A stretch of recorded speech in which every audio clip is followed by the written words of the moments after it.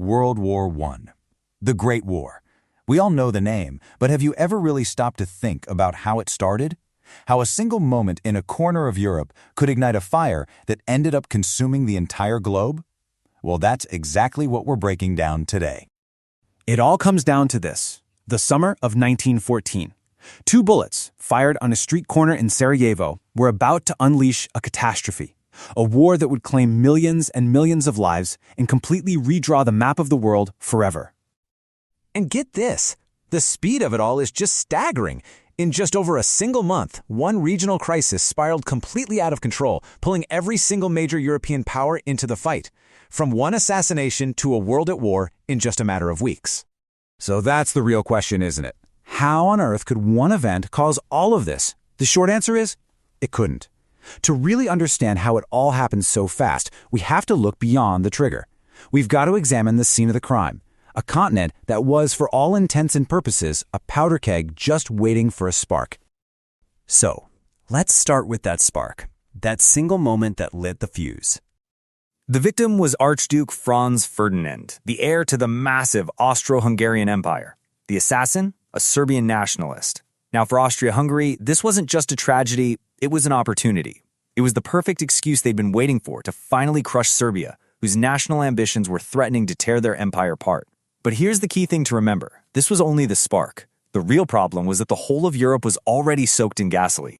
To really get the why behind all this, we need to zoom out, because this wasn't some sudden crisis that appeared out of nowhere. No, these were deep, bitter rivalries that had been simmering for decades, just waiting for an excuse to boil over.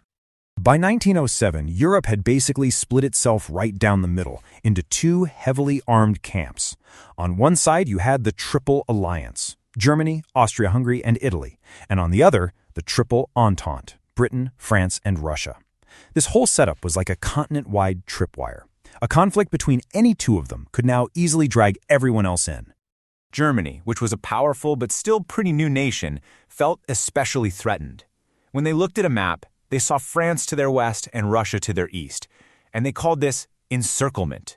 This became a kind of national paranoia, and it fueled a really aggressive foreign policy, a feeling that they had to strike out before their enemies could close the net for good.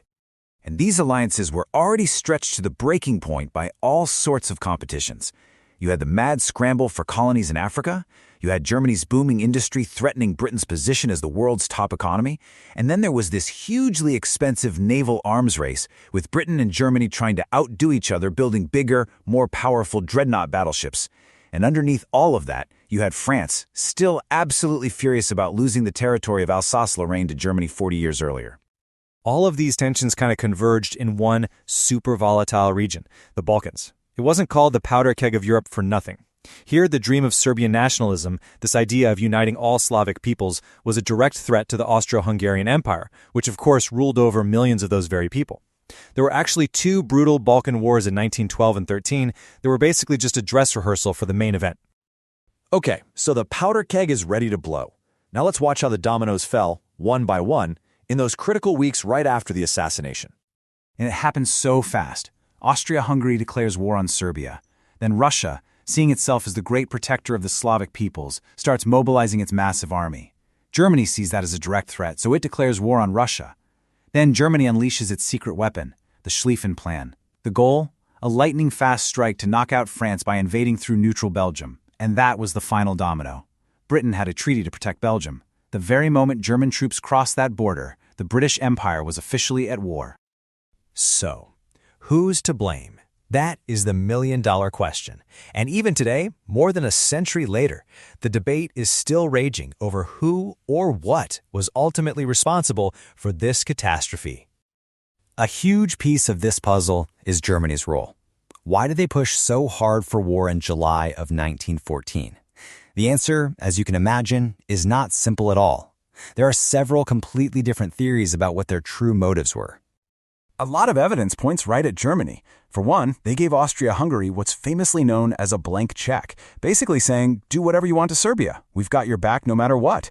Some historians argue that Germany deliberately provoked this war to dominate Europe and finally break out of that encirclement they feared so much. On top of that, their military plans, like the Schlieffen Plan, were locked into these incredibly rigid railway timetables. Once they started, they were almost impossible to stop, leaving almost no time for anyone to talk it out. But it's not quite that simple. The blame doesn't just stop with Germany. Austria-Hungary wrote an ultimatum that they knew Serbia could never accept. Russia was the first major power to order a full mobilization, a move that Germany saw as an act of war. And what about Britain? Some argue that if they had just been crystal clear from the start, saying they would absolutely fight if Belgium was invaded, Germany might have actually backed down. So in the end, it really boils down to two competing ideas. Was this a calculated war, a deliberate power grab by Germany to achieve its goals? Or was it all just a tragic mistake, a case of leaders all across Europe misjudging the situation, losing control, and basically sleepwalking their way into a disaster that none of them really wanted? A disaster by design or a tragedy of miscalculation? The debate continues to this day, and it stands as this haunting reminder of how quickly rivalries, alliances, and just a single act of violence can set the entire world on a path to utter disaster.